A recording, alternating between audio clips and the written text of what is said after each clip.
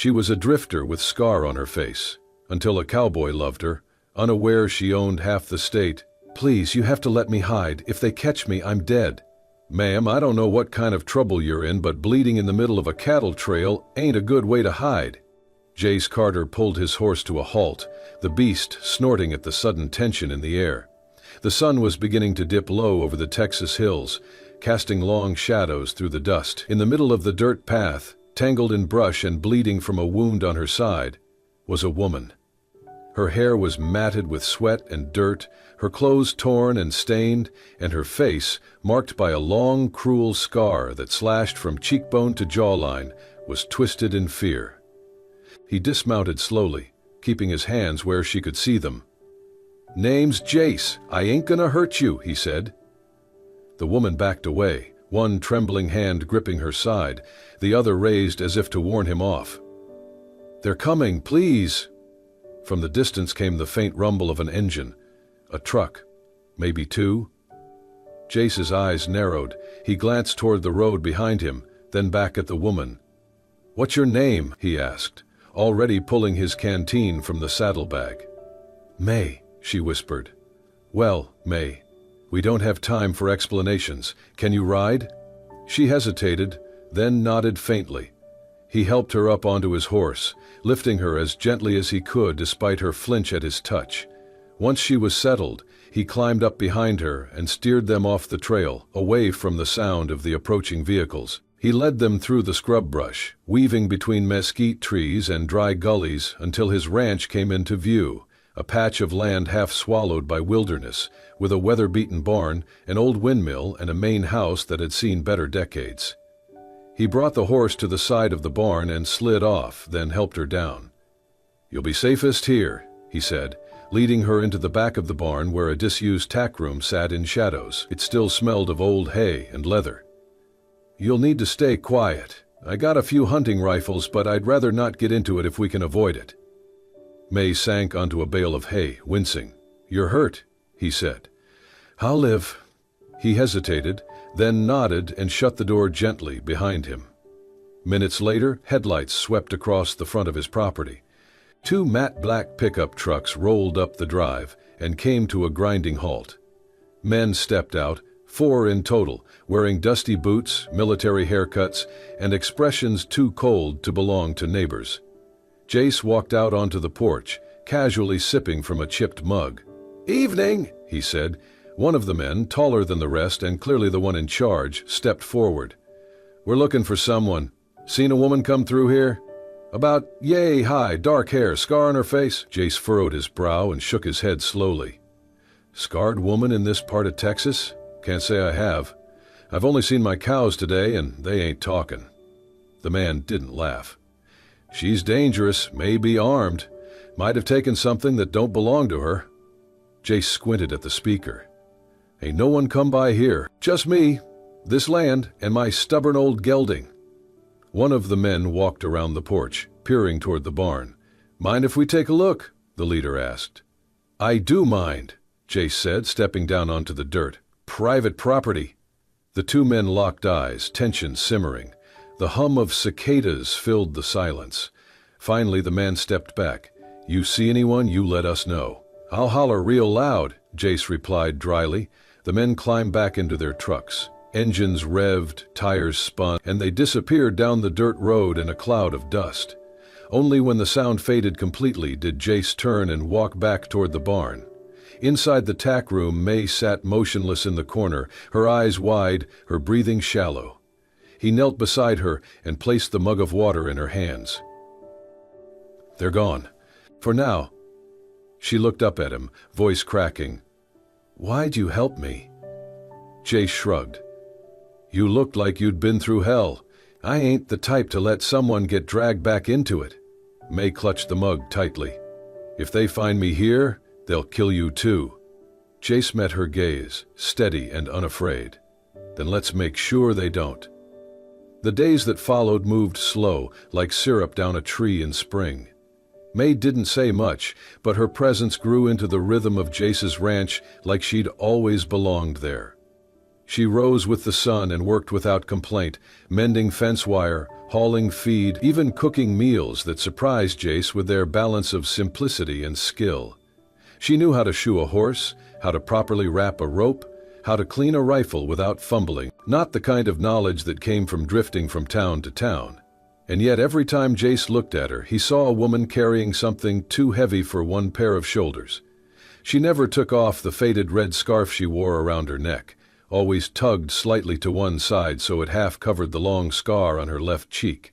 On hotter days, she let her hair hang low over her face instead, always angling herself so people, well, mostly Jace, would not get too good a look. Jace noticed, of course, but never mentioned it. He wasn't one for pushing.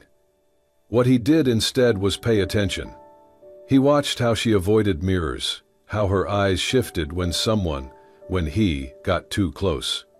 But he also saw how gently she brushed the horses, how she hummed under her breath when making coffee, how she paused to look at the sky when she thought no one was watching. By the end of the first week, it was clear to Jace that May wasn't just passing through. She was hiding, healing, or maybe both. And though he knew better than to fall for trouble, trouble had never looked so fragile, or so fierce. One evening, as the wind picked up and dusk painted the fields in purple and gold, they sat together on the fence rail, watching the horses graze in the pasture. Jace passed her a chipped mug of sweet tea and leaned back on his elbow. "You handle horses better than most ranch hands I've seen." May took a slow sip. "They don't lie to you. You hurt them, they run. You feed them, they stay." "That's simple, huh?" She nodded. "People should be more like horses." Jace chuckled lightly. "Maybe they are. Most just scared to show it." May stared out at the pasture. "This one," she said, pointing to the roan mare with the white blaze.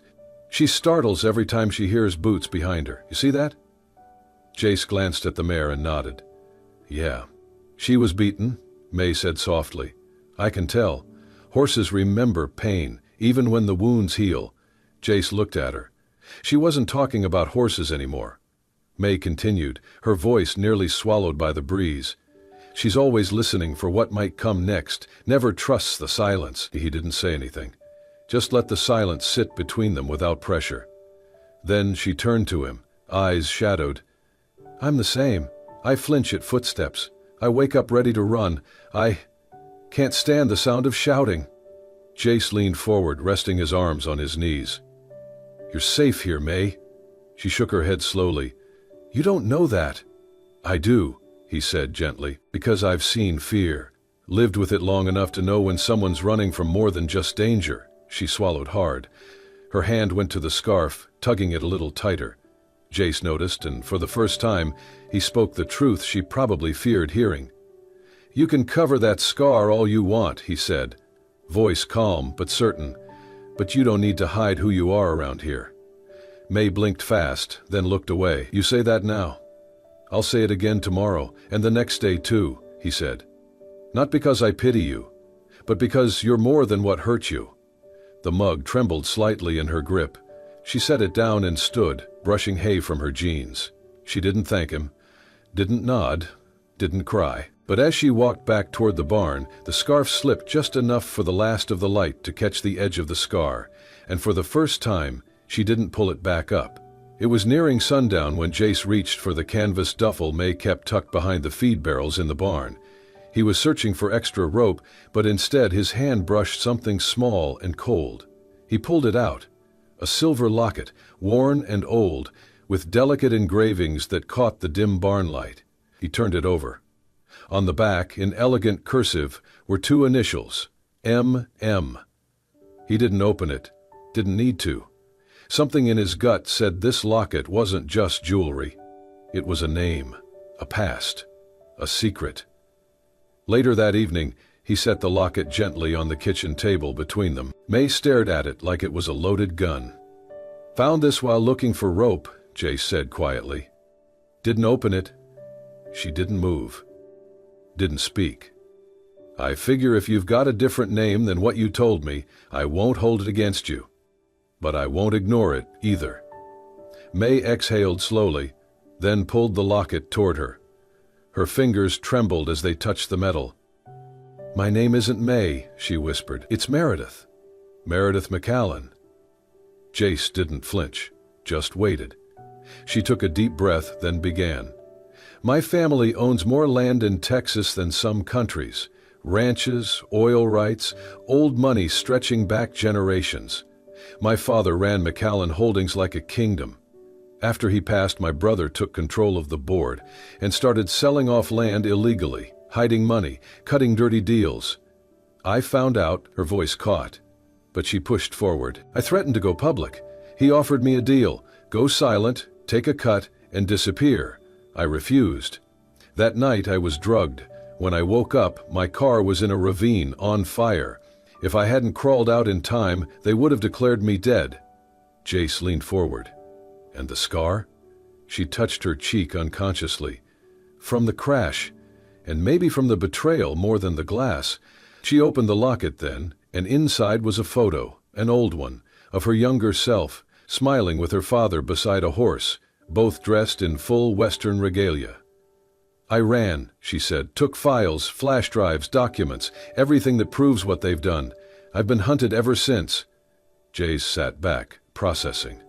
So why here? Why this place? I didn't plan it, she said. My truck broke down 3 towns over. I ran when I saw them again. I didn't mean to stumble into your land. But you stayed, she nodded, because for the first time in my life I could breathe. I wasn't a name, I wasn't an heir. I was just May. She rubbed her face, frustrated. I have money, I have power, I have land I technically still own. But none of it matters. I don't sleep through the night. I flinch at every knock. I keep waiting for someone to drag me back into that life. Then her voice cracked, and the walls she had built crumbled in a single sentence. I have everything, except peace. Her head dropped into her hands as the tears came fast and raw. Jace reached across the table and took her hand, firm but gentle. Then we start there, he said softly, with peace. She looked up, eyes red and tired. You're not scared? Not even a little? Course I'm scared, he said, smiling faintly. But fear never stopped me from doing what's right. She gave a broken laugh, wiping her cheeks. You're either brave or stupid. Bit of both, he replied. She squeezed his hand. Thank you. You're welcome, he said. Now finish your tea. You've got land to defend and a world to take back. But not tonight. Tonight, you rest. And for the first time since she'd run, Meredith McCallan let herself believe that maybe, just maybe, she wasn't alone anymore. The fire came just after midnight. It started with the low crackle of dry wood igniting in the night wind, followed by the sharp scent of smoke that curled beneath the doors of the main house. Then came the horses, whinnying, frantic, hooves thundering as the blaze lit the darkness with hungry orange teeth. Jace bolted upright in bed, heart pounding. He threw on his boots and shirt, grabbed the rifle by the door and burst outside. The barn was burning. Flames clawed at the old roof, sparks shooting toward the sky. His first thought wasn't the structure, it was May. She'd taken to sleeping in the tack room some nights, saying the silence helped her think. May, he shouted, but she was already running toward him from the opposite side, her face ghost white in the firelight. They're here, she panted. I saw them, at least 3, circling. They set it on fire. Before Jace could respond, a gunshot cracked through the night. A bullet hit the dirt near his feet. Run, he barked, pushing her behind the water trough. Get to the back pasture. Follow the creek. What about you? I'll buy time. Before she could argue, he was already moving, cutting around the smoke, firing a warning shot toward the shadow near the barn. The next few moments were chaos, shapes in the dark, muffled voices, a sudden punch to the side of his ribs. Then a second man lunging from behind the wagon, tackling Jace hard onto the dirt. Fists flew, wild and brutal. He fought back with everything he had, but they were trained lamely. Ruthless. One landed a blow to his temple with the butt of a pistol, and the world went sideways. The last thing he saw was the blur of a figure disappearing into the trees. May. Darkness swallowed everything after that. When Jace opened his eyes again, it was daytime. Faint light filtered through old wooden slats, the smell of burnt wood mixed with something warm. Stew, maybe. His body screamed in pain with every breath. He tried to move, but felt a firm hand press against his shoulder. "Don't." The voice was soft, trembling, familiar. He turned his head. May was sitting beside him, eyes bloodshot, a bowl of broth in her lap. She looked exhausted, her hair pulled back in a messy knot, her scarf missing, scar fully visible in the daylight. "How long?" he managed to rasp. "3 days, she said. "You had a concussion, bruised ribs, split lip. I thought—" She swallowed. "I thought I'd lost you." He blinked slowly, the world still foggy. "I dragged you out," she said. "When they left, I came back, put out what I could, hid you in the cellar under the feed room. Stitched what I could, used every trick I know." Jace tried to sit up again, groaning. "They still around?" "No," she said. "They think I'm gone, but they'll come back."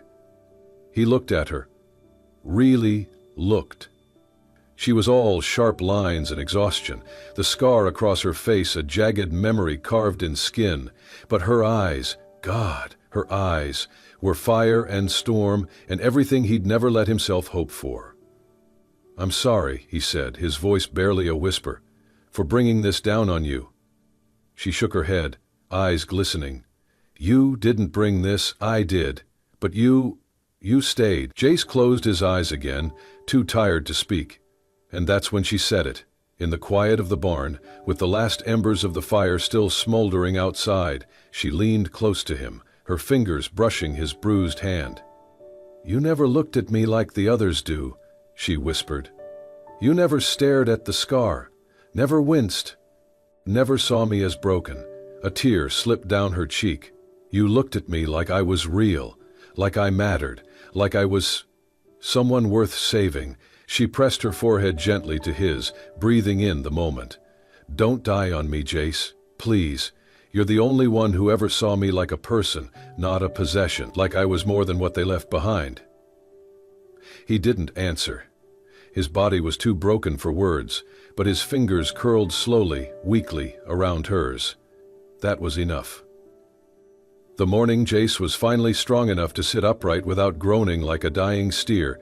The sky opened with a steady, soaking rain that drummed gently on the tin roof above them. It was the kind of rain that softened the world, muting everything but the steady rhythm of nature. Inside the old feed room, converted now into a makeshift recovery space, it was warm and dim, the scent of rain mingling with wood smoke and herbs steeping in a kettle. Meredith, still known as May to the world outside this ranch, stood near the small window, arms crossed tightly over her chest. Her eyes were distant, following the lines of raindrops crawling down the glass, but her thoughts were elsewhere, tangled in everything they had endured and everything still to come. Jace stirred behind her, shifting slightly against the pillow. His voice, hoarse but dry with stubbornness, broke the silence. "You know, you could have let me rot in that ditch." She turned slowly, her mouth twitching into the smallest smile. "Believe me? I considered it." He grinned, even though it made his ribs ache.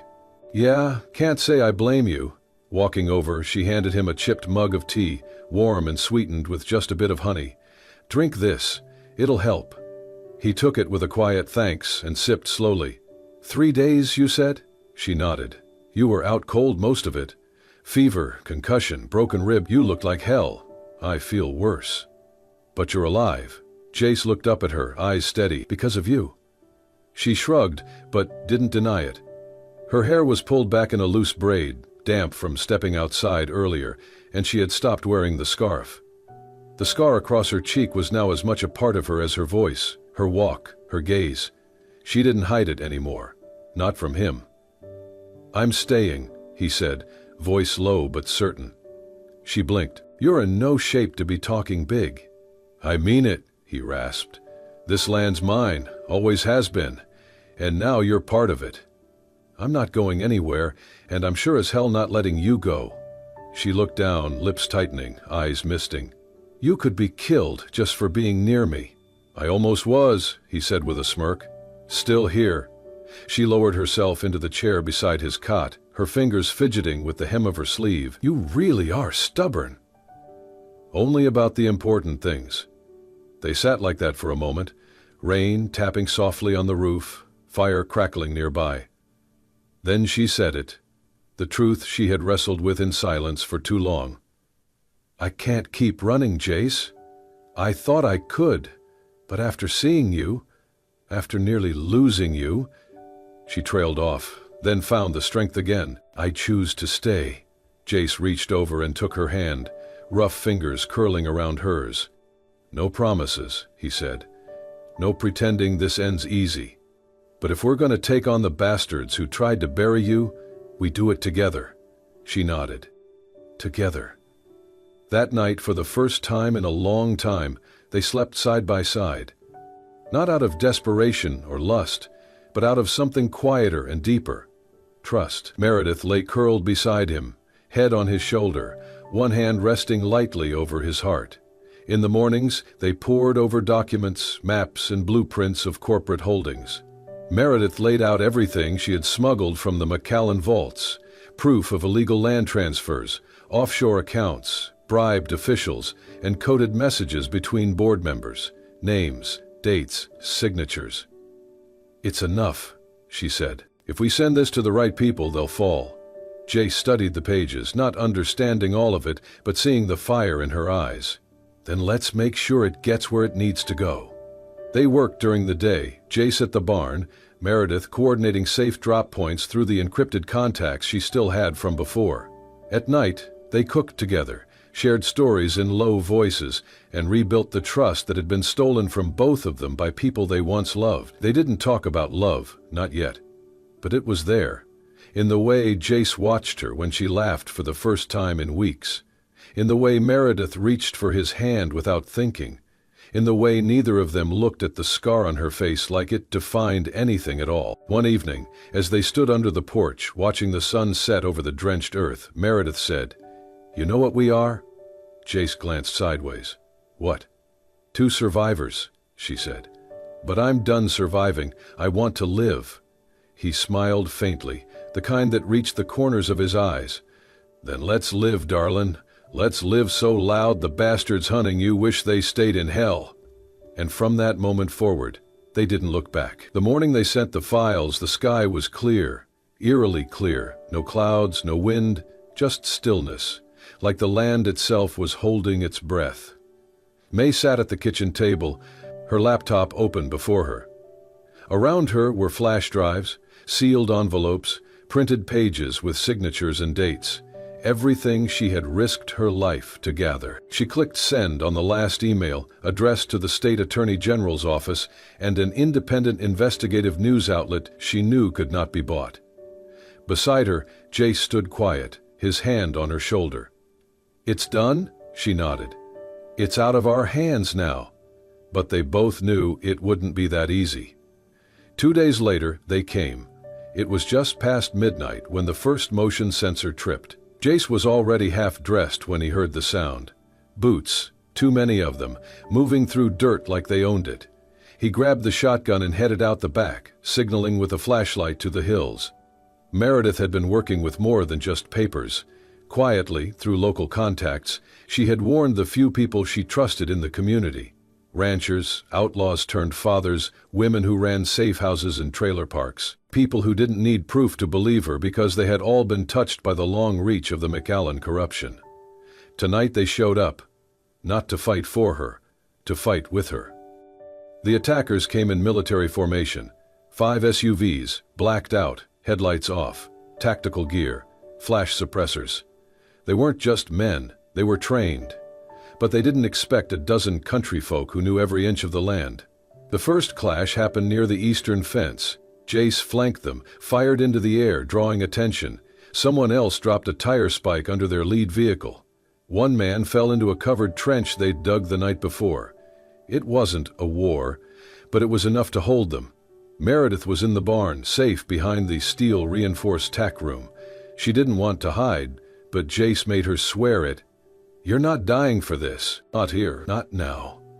By the time the sheriff's backup arrived, Alerted via a burner phone Meredith had smuggled to a friend in the DA's office, the skirmish was winding down. 3 of the attackers were on the ground, zip-tied with baling twine. 2 had fled and were caught by locals with rifles and cold anger in their eyes. The sheriff didn't ask many questions. The files Meredith had sent had already reached his desk. What he saw tonight confirmed everything. By sunrise, the news had broken. McAllen family implicated in statewide land fraud scheme. Investigations were underway. Subpoenas had been issued. Arrests followed. And then came the final blow. Meredith's brother, Thomas McAllen, was apprehended trying to cross into Mexico in a private jet, found with offshore documents and multiple fake passports. He was flown back in handcuffs, and Meredith stood waiting for him when the FBI brought him to the regional courthouse. She wore jeans, a plain white shirt, boots caked in ranch mud, no scarf. The scar across her face caught the light as she stepped forward, fearless. Thomas was thinner than she remembered. Arrogant still, but his eyes betrayed confusion, disbelief that his little sister had survived, fought back and won. They let her speak. 1 minute. She stood inches from him. You always said land was power, she said calmly, that whoever held it made the rules. You destroyed lives chasing that, he scoffed. And now what? You think they'll love you for this? You turned on your own blood. I didn't turn, she said. I just stopped pretending I was blind. Her voice dropped, but her eyes didn't waver. You said land is power, but you were wrong. It's responsibility, and I'm going to use every acre you tried to steal to fix what you broke. He laughed bitterly. You're nothing without that name. She smiled faintly. That's where you're wrong again. I'm more now than I ever was inside your empire. He was led away after that, shouting over his shoulder, but she didn't hear the words. Behind her, Jace waited near the courthouse steps, hat in hand. When she came down, she didn't say a word, just fell into his arms. You did it, he murmured. We did it, she replied. Above them, the courthouse bell rang out, like a long-delayed promise finally fulfilled. The following weeks passed like a breath held too long, finally exhaled. The investigations confirmed what Meredith had fought to prove. Her brother and his partners were indicted. The McAllen name no longer whispered in power, but shouted in scandal. Her own name, Meredith McAllen, was cleared. The attempted murder charges against her brother stuck. The land was traced, restored, and many of the people who had been forcibly pushed off their homes were offered restitution. But more than that, Meredith had the chance to choose who she would be, now that she no longer had to hide. She chose May. It was the name she wore when she first felt free, when she first felt loved, not because of a title or lineage or last name, but because of who she was at her core. With her name restored and legal protection secured, she declined every interview, every invitation to return to high society. She refused to be the face of redemption for a dynasty she no longer cared to claim. Instead, she filed a series of quiet land deeds, restructured trusts, and redirected the wealth once hoarded by McAllen Holdings into something new, something real. Dust Haven Ranch was reborn. The barn was rebuilt. The fields were refenced. The house was patched and painted, still humble, but warm again. But the biggest change wasn't in the buildings, it was in the people. May and Jace opened their gates to the ones who had nowhere left to go. Women who had escaped abuse with nothing but their kids. Farmers who had lost land to bad loans and broken promises. Teenagers living in cars, out of school, out of hope. Dust Haven became more than a ranch. It became a refuge. Jace taught the boys how to build fences, how to tend to horses, how to fix an engine with little more than grit and duct tape. May taught the women how to read legal papers, how to reclaim their names, how to look at the mirror and not apologize for the past. Together they built more than a home. They built a beginning. One evening as the sun dipped low and gold poured across the hills, Jace and May stood by the newly finished split-rail fence, watching a group of kids chase each other across the pasture. Jace reached into his shirt pocket and pulled out a small velvet pouch, weathered at the corner. He turned to her. I don't got much, he said. Never did. But I've got this. Inside was a ring, silver, simple, with a small piece of turquoise set into the band. Not flashy, not expensive, but worn with history and care. "It was my ma's," he added. "My pa gave it to her before they ever had a house. Just had land, and sky, and promises." He gently took her hand and slipped the ring onto her finger. "I don't need a church," he said quietly. "Don't need no crowd. Just land, sky, and you saying yes." May looked down at the ring, her breath catching, then up at him, his weather-worn face, his honest eyes, the steady way he stood with her, never in front, never behind. She didn't cry. She smiled, wide and real. "Yes," she said. And for the first time since her life was torn apart, it didn't feel like an ending. It felt like home. 1 year later, Dust Haven Ranch had become something no one, not even May, could have imagined. Once a quiet, half-burned property on the edge of nowhere, it now pulsed with quiet life. Rising smoke from the cookhouse, soft laughter echoing from the barn, and the rhythmic thump of boots on red earth. The land hadn't changed much. The hills still rolled gentle and wide, and the sky still stretched so far it felt like a second ocean above them. But the people had changed. Or maybe they'd just been allowed to heal. Jace and May lived in the same old house, repaired but not replaced. It was part of their promise to never forget the cracks they'd climbed out of. May had never returned to the McAllen estate, never reclaimed her former home. This place, these acres, these fences, this wind, this was home now. And she wasn't just surviving it, she was building it. May used the land she owned not to divide, but to gather. Over the past year, she'd quietly transferred parcels to a new foundation, the Haven Trust, funded entirely by the McAllen inheritance she had chosen to repurpose. She built a small schoolhouse at the edge of the property where children from broken homes learned not just reading and writing, but trust and compassion.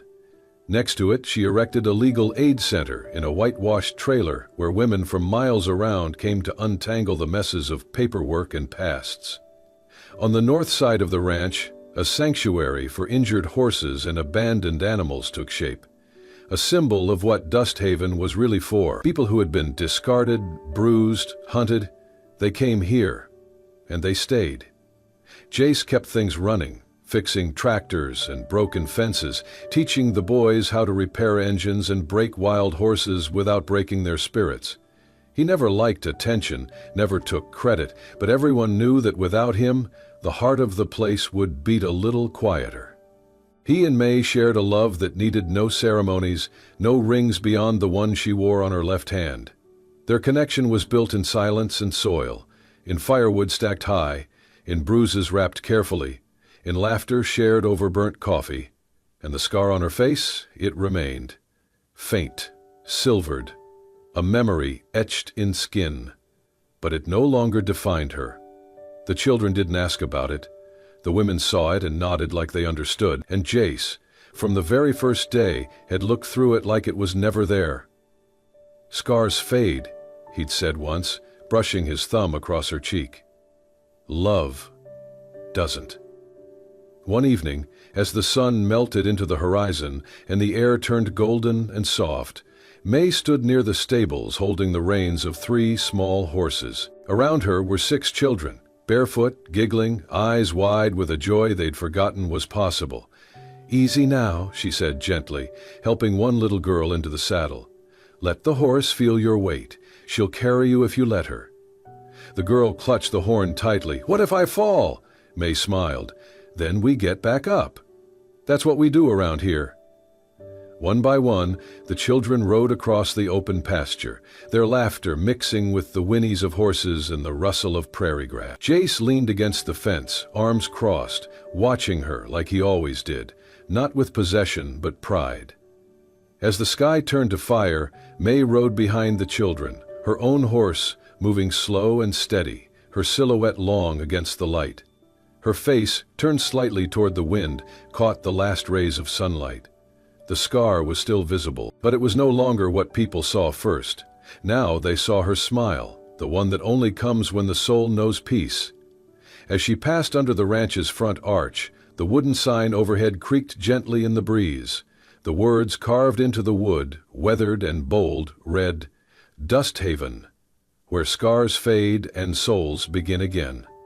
And beneath it, in small letters only the closest would notice, someone had etched a second line, "Founded by two survivors who chose to love louder than fear." The wind picked up, carrying laughter, hay, and the scent of something new.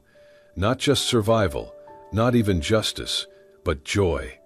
And so, from fire and fear, betrayal and scars, came something far greater than escape. A life rebuilt, a love reborn, and a sanctuary where the broken could become whole again. May and Jace did not just survive. They chose to live, to give, and to turn their pain into purpose. If this story moved your heart, reminded you of the strength it takes to heal and the beauty of love that sees beyond scars, then we invite you to be part of our journey. Subscribe to Soul-Stirring Stories for more tales of resilience, redemption, and the quiet power of human kindness, because here, every story is a second chance.